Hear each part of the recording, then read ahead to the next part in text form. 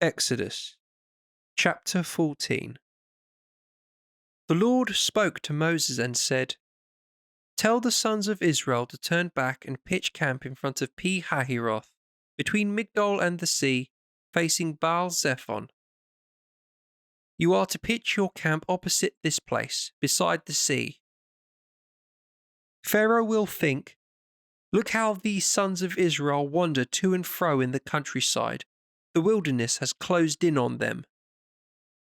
Then I shall make Pharaoh's heart stubborn, and he will set out in pursuit of them.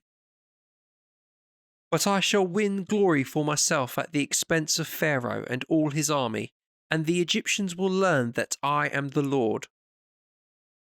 And the Israelites did this. When Pharaoh, king of Egypt, was told that the people had made their escape, he and his courtiers changed their minds about the people. "What have we done?" they said, "allowing Israel to leave our service?" So Pharaoh had his chariot harnessed and gathered his troops about him, taking 600 of the best chariots and all the other chariots in Egypt, each manned by a picked team. The Lord made Pharaoh, king of Egypt, stubborn, and he gave chase to the sons of Israel as they made their triumphant escape. So the Egyptians gave chase and came up with them where they lay encamped beside the sea, all the horses, the chariots of Pharaoh, his horsemen, his army, near Pi-hahiroth, facing Baal-zephon. And as Pharaoh approached, the sons of Israel looked round, and there were the Egyptians in pursuit of them. The sons of Israel were terrified and cried out to the Lord. To Moses they said, "Were there no graves in Egypt that you must lead us out to die in the wilderness? What good have you done us, bringing us out of Egypt? We spoke of this in Egypt, did we not? Leave us alone, we said. We would rather work for the Egyptians. Better to work for the Egyptians than die in the wilderness." Moses answered the people, "Have no fear. Stand firm, and you will see what the Lord will do to save you today. The Egyptians you see today, you will never see again. The Lord will do the fighting for you. You have only to keep still."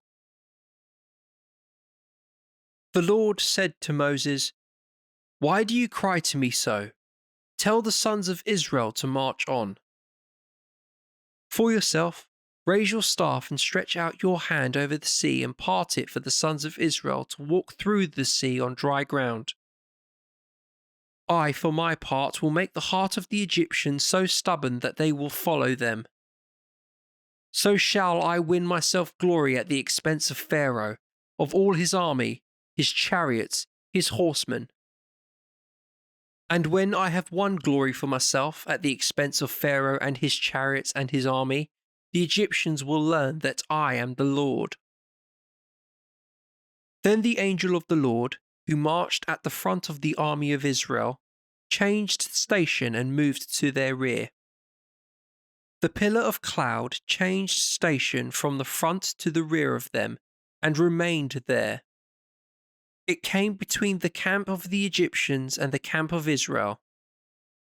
The cloud was dark, and the night passed without the armies drawing any closer the whole night long. Moses stretched out his hand over the sea. The Lord drove back the sea with a strong easterly wind all night, and he made dry land of the sea. The waters parted, and the sons of Israel went on dry ground right into the sea, walls of water to right and to left of them. The Egyptians gave chase.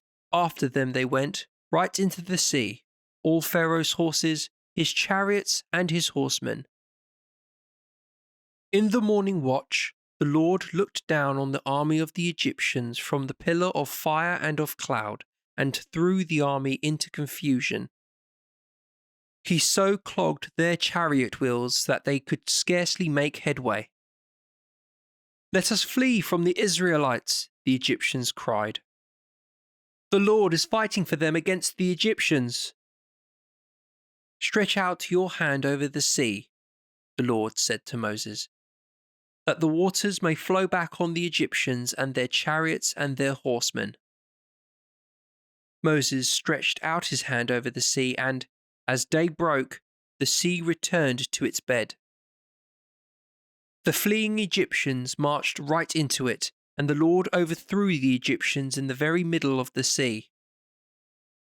The returning waters overwhelmed the chariots and the horsemen of Pharaoh's whole army, which had followed the Israelites into the sea.